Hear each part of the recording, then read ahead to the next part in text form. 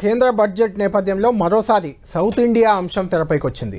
South India అంశంపై CM Revanth Reddy కీలక వ్యాఖ్యలు చేశారు. కేంద్రం కక్షపై సౌత్ ఇండియా ముఖ్యమంత్రులతో కలిసి పోరాటం చేస్తానంటూ కర్ణాటక, తమిళనాడు ముఖ్యమంత్రులను కలుపుకొని ముందుకు వెళ్తామంటూ కూడా ఆయన చెప్పారు. రేపు అసెంబ్లీలో తెలంగాణకు జరిగిన అన్యాయంపై చర్చ జరగబోతుంది. ఇందులో తమతో కలిసి వచ్చేదెవరు, చీకటి ఒప్పందాలు చేసుకుంది ఎవరు అంటూ రేపు తేలిపోనుందంటూ రేవంత్ రెడ్డి అన్నారు.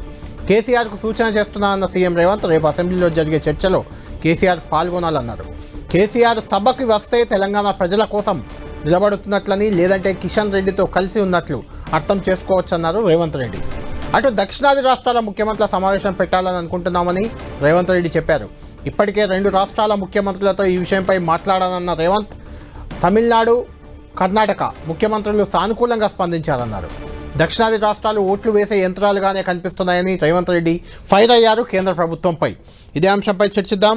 దీనికి సంబంధించి రేవంత్ రెడ్డి మాట్లాడారు, ఒకసారి విందాం, విన్నాక డిబేట్లోకి వెళ్దాం. ముఖ్యమంత్రుల సమావేశాన్ని ఏర్పాటు చేసి రాబోయే రోజుల్లో దక్షిణాదికి జరుగుతున్న అన్యాయం విషయంలో చర్చించాలనుకున్నా మేము తమిళనాడుకు, కర్ణాటక ముఖ్యమంత్రులకు సమాచారాన్ని చేరవేసినాము. మిగతా వాళ్ళు కలిసి వస్తే మంచిదే, కేరళ, ఆంధ్రప్రదేశ్, పాండిచ్చేరి, లేదంటే అట్లీస్ట్ ఈ 3 రాష్ట్రాల ముఖ్యమంత్రులను సమన్వయం చేసుకొని దక్షిణాది రాష్ట్రాల పట్ల చూపిస్తున్న వివక్ష, దక్షిణాది రాష్ట్రాల ప్రజలను ఓటింగ్ మిషన్లుగా, సీట్లు గెలిపించే యంత్రాలుగా మాత్రమే నరేంద్ర మోడీ గారు, బీజేపీ భావిస్తున్నది. ఈ వివక్ష ఎక్కువ కాలము చెల్లదు. దీర్ఘకాలికంగా ఈ వివక్ష ఇలాగే కొనసాగితే అది ఇంకొక ఉద్యమానికి దారితీసే ప్రమాదం పొంచి ఉన్నది. ఇది కేంద్ర ప్రభుత్వానికి చెప్పదలుచుకున్నాం స్పష్టంగా. దీనికి సంబంధించి రేపు శాసనసభలో పూర్తి స్థాయిలో చర్చకు పెడతాము. ఇంతకుముందు మిత్రులు అడుగుతున్నారు కదా, ఎవరు అందరినీ కూడగట్టాలని.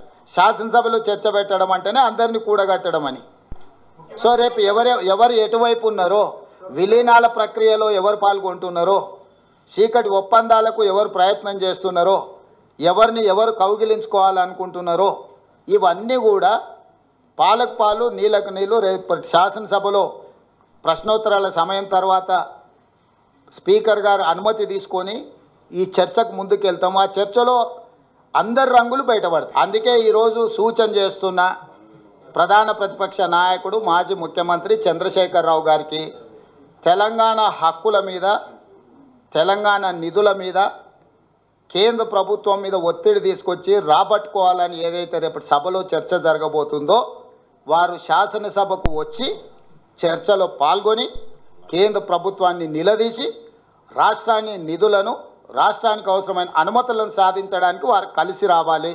వారు సభకు వస్తే వారు తెలంగాణ ప్రజల పక్షాన నిలబడ్డట్టు, వారు సభకు రాకపోతే యాజ్ ఇట్ ఈస్గా కిషన్ రెడ్డితో పాటు కేసీఆర్ గారు కూడా మోడీ ముందు మొకరిల్లినట్టు, మౌనమే బానిసత్వానికి పర్యాయపదంగా భావించాల్సి వస్తుంది.